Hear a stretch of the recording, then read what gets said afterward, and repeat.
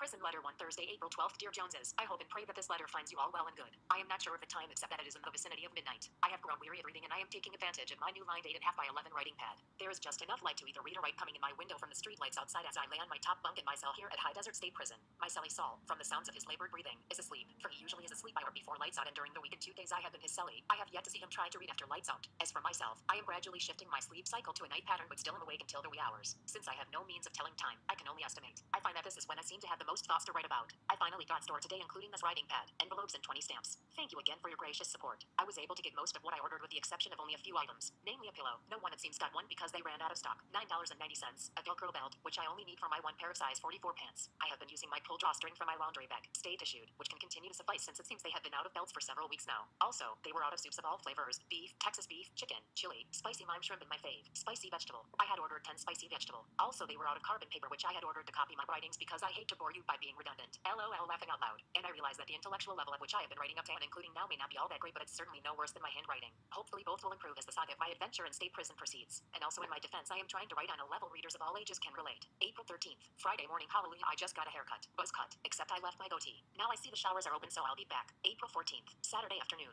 It rained all night last night and even snowed but did not stick. It is drying out now. I just got up. I skipped breakfast this morning cause of the weather. I really am enjoying the pictures you sent, Jane. Especially good are the ones with you and Mary posed together. I am working on my store order for this week. It has to be turned in tomorrow, Sunday night. It's a real pain in the butt because it is submitted on Scantron sheets where you have to bubble in 7 digits for each item. 24 items per page, front only. The first time I ordered, I only got about half what I ordered because I did not know they do not scan the back side of the page. There is a $75 limit on food items and they are frequently out of stock on many items. I guess particularly the more popular items. Last week they were out of ramen soups, probably their most popular item. Pillows too. I am trying again this week for a pillow. I am still using my coat turned inside out and stuffed up one sleeve. It works okay, but I have to keep wrist tuffing it. Our orders go in Sunday night and are delivered on Thursdays before dinner. I have to wear my coats mornings for breakfast, chow, and sometimes evenings for dinner. Like last night just before it started to rain, and it looks like I'll need again tonight. Chow. We hike up the hill to the chow hall twice a day for meals. They give us a sack lunch every day with our breakfast. Lunch typically is 2 slices of bologna, 4 slices of bread, 1 mayonnaise packet, 1 mustard, and sometimes an apple or a hard boiled egg, and sometimes 2 slices of cheese or 4 slices and no meat, or sometimes instead of bologna, turkey, and sometimes 2 peanut butter and jelly sandwiches instead of bologna. I usually just eat my lunch at breakfast depending on how my bowels are feeling. It might hold lunch until I get back to my cell, but I give away all my breads and cakes at breakfast and just eat the fruit and meat. Today, since I stayed home for breakfast, so I just slept through. That was a first and it was nice, and then ate some cheese and crackers to hold me through till dinner. I was going to go to morning yard today, but the weather was too poor. I will go tomorrow afternoon. They alternate our yard and tear times from day to day. They divide the modules into 3 groups, and I am in group D1. So on day 1 we have evening tear, which is from after dinner around 7 or 7:30 to 8:30 p.m.